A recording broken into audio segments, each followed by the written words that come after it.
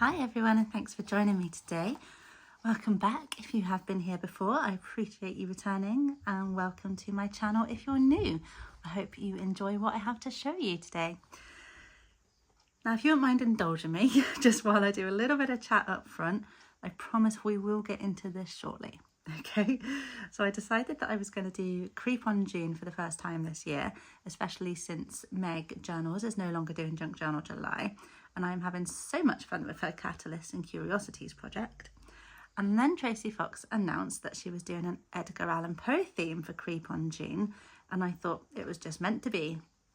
Given all the Poe related content I've done over the last few months, I did a flip through of some Poe colouring books, I did a flip through of a Poe book I got given, I did a Poe make for Creepy 13, and of course the absolutely fun and brilliant Poevember last November, which was hosted by the fabulously talented Priscilla over at Release the Crafting.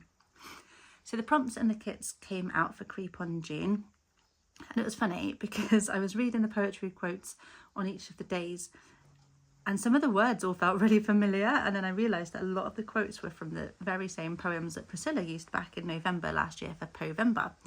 So it was nice to revisit some of these poems that Priscilla introduced me to.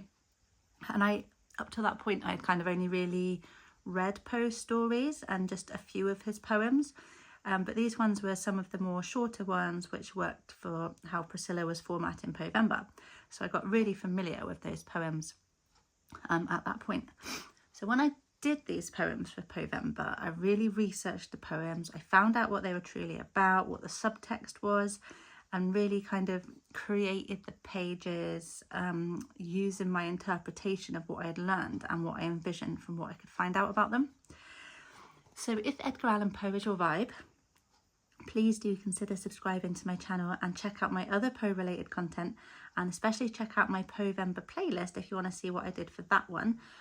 Plus you can hear me recite the entirety of some of these poems that are being used in Creep on June, because I actually did readings of them in my Poevember videos. So I'll link the playlist in the description for this video. So with all that being said, it did then mean that I had a lot of Poe papers and printed out poems and Release the Crafting digitals left over.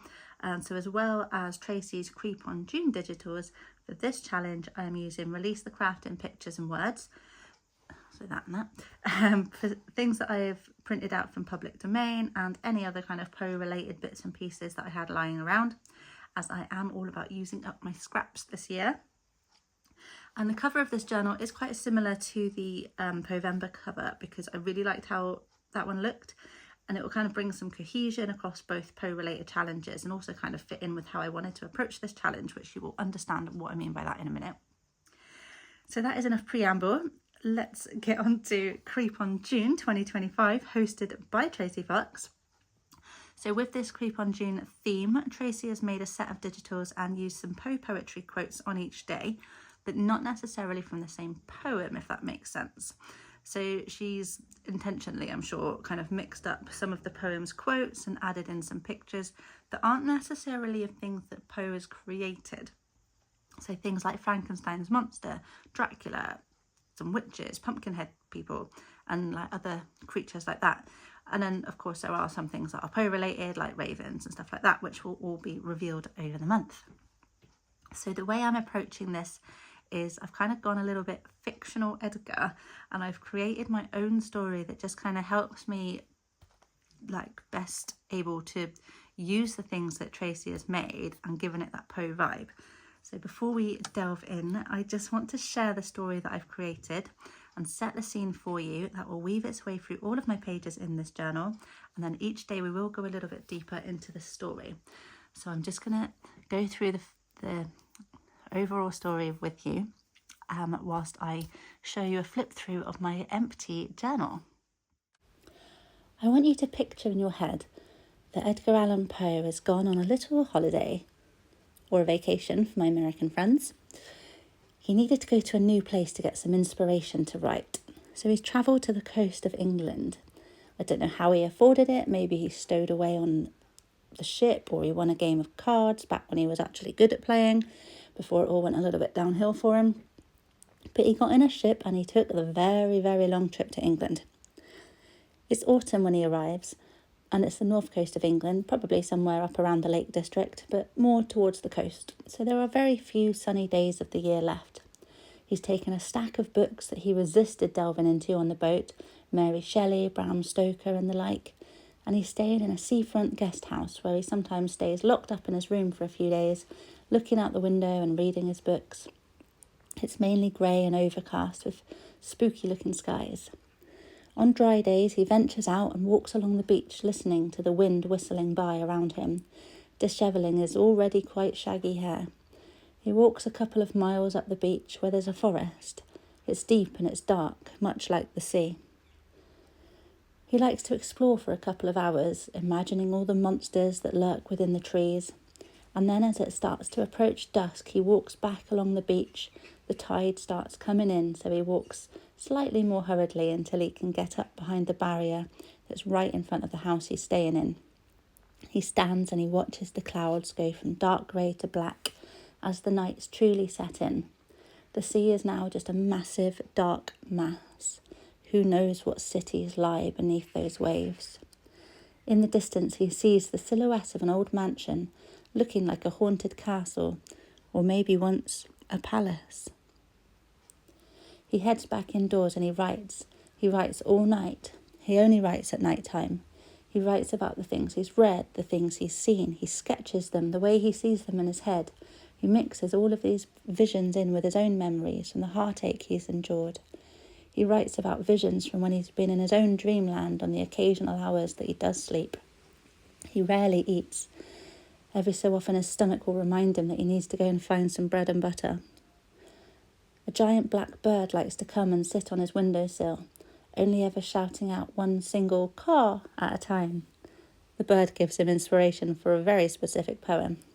He stays here at this guest house on this seafront and near this forest for a full month before gathering up some finished works and taking the long journey back to his home.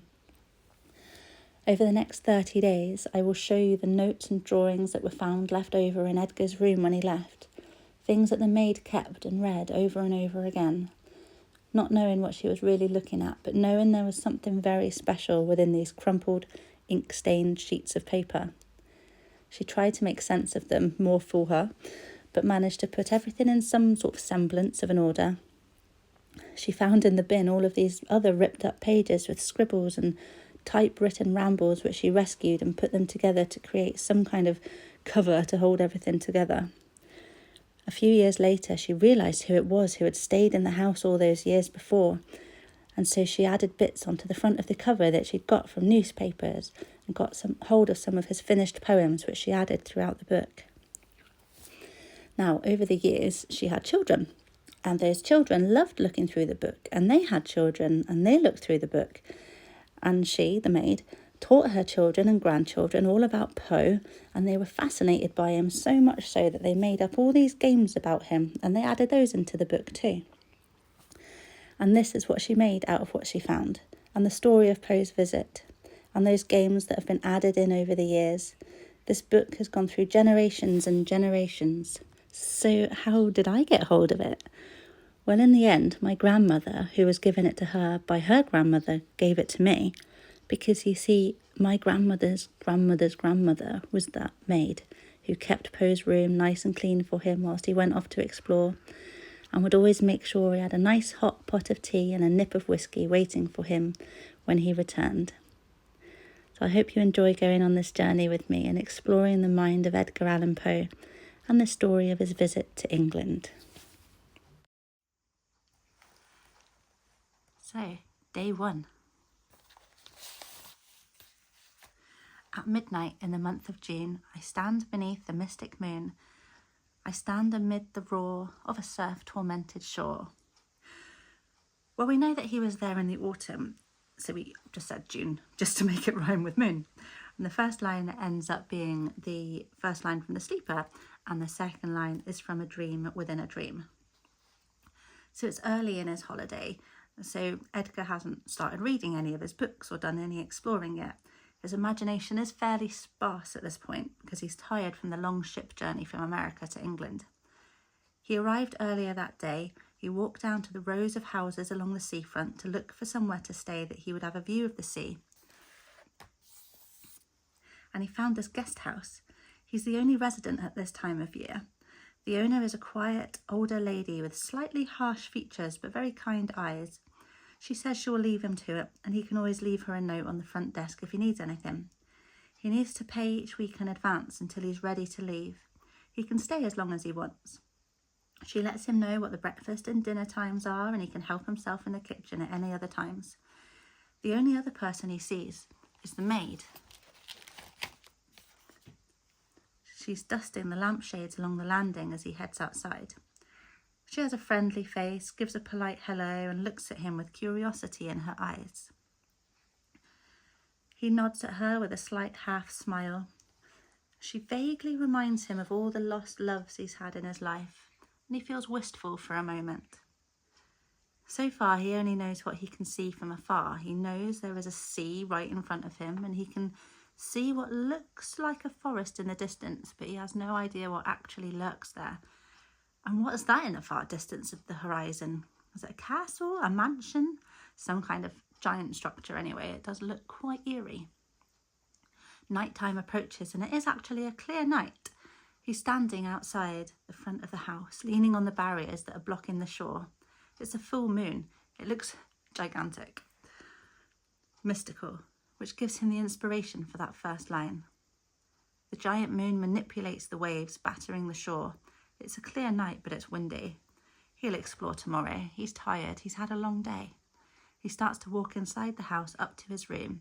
He wants to go to sleep. As he ascends the stairs, he thinks that the sleeper would be a good name for a poem. He hopes to dream. He gets lots of ideas in his dreams. He expects that he will sleep so heavily that he might even fall asleep in his own dream, and then his dreams will have dreams. A dream within a dream. He scribbles down his lines on his notepad that he's placed by his bed. He vaguely hears a caw sound from outside and what sounds like a tapping on the window. But he doesn't care, because he is in a dreamland before his head even hits the pillow. So on this first page then, we've got number 1. This is number 1. This is the street where the house is, and it's just a little road along the barrier, and beyond the barrier is this beach. This is the address.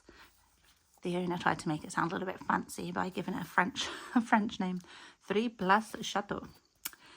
This is the maid doing a sweeping. And it's just this was just backed it onto some like masterboard type things, stamped. And then we've got this envelope. So it's got this giant moon on it, the quote there, and then it just opens like this, and it's got this tag with a quote from the sleeper, and then just some areas for notes on the back. So that is day 1 of Creep On June 2025. Come back tomorrow to see what Edgar gets up to on his second day. And it will definitely be a much shorter video because I won't have all of that set up to discuss. So please do like and subscribe if you haven't already. And don't forget to check out my Povember playlist as well. I'll link it in the description. So thank you for watching, and I'll see you tomorrow. Bye.